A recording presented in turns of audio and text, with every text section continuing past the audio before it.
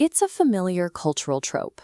Young people can't afford to buy houses because they spend too freely on lifestyle choices, high-end coffee and avocado toast. But the mathematical reality tells a different story. According to a massive 2024 survey of young Americans, 43% sometimes or often struggle to meet basic needs like food and housing. When nearly half of an entire demographic cannot consistently cover basic survival expenses, individual failure gives way to a structural crisis inherited by a generation. Since the 1980s, college tuition costs have spiked by over 300%. That leaves today's young adults carrying the bulk of a $1.83 trillion national student debt burden, a massive financial weight that strips away their ability to save, invest, or qualify for a mortgage. The modern economy has altered the starting line for young adults, replacing the traditional economic runway with a structural roadblock.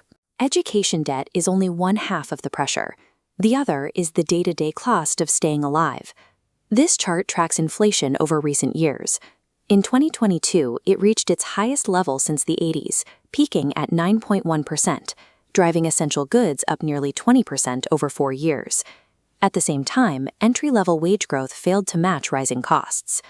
While older Americans might dip into savings or home equity to weather this kind of storm, young adults lack that buffer. They are new to the job market and earn significantly less, leaving them entirely exposed to price shocks. Crushing debt, historic inflation, and stagnant wages have combined to engineer a systemic wealth deficit for an entire demographic. Yet, talking about young Americans as a single block hides the most alarming parts of this data. The economic squeeze is not distributed evenly. This bar chart measures financial hardship based on education. While 35% of youth with at least some college experience struggle to meet basic needs, that number rockets to 57% for those who never attended college. Geography matters. 53% of rural youth struggle, compared to 39% in suburbs. Racial disparities are staggering.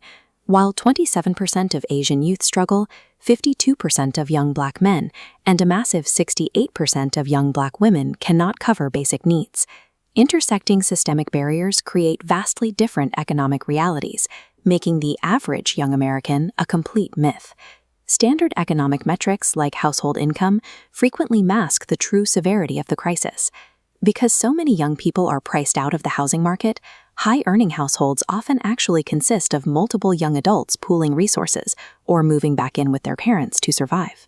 Data also shows many young people who appear financially independent are actually training their own stability by financially supporting their extended families. A seemingly decent household salary often masks profound day-to-day financial precariousness for the individuals living under that roof. The damage of this constant financial stress extends beyond individual bank accounts to the stability of the democratic system itself. This pie chart breaks down the youth non-voter population. A massive 62% of young people who do not vote fall squarely into the financially struggling category. The data highlights the psychological toll behind this silence. Financially struggling youth report a much lower sense of political self-efficacy. They don't feel qualified to participate, and they are rapidly losing faith in the system's ability to help them. Curiously, economic pressure works differently depending on the specific burden.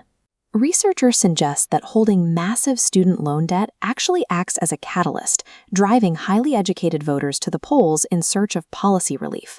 Economic pressure acts as a democratic catalyst for a specific cohort, but serves as an impenetrable barrier for those struggling with basic survival. The young Americans who most desperately need systemic policy interventions are often the exact people squeezed out of the voting booth.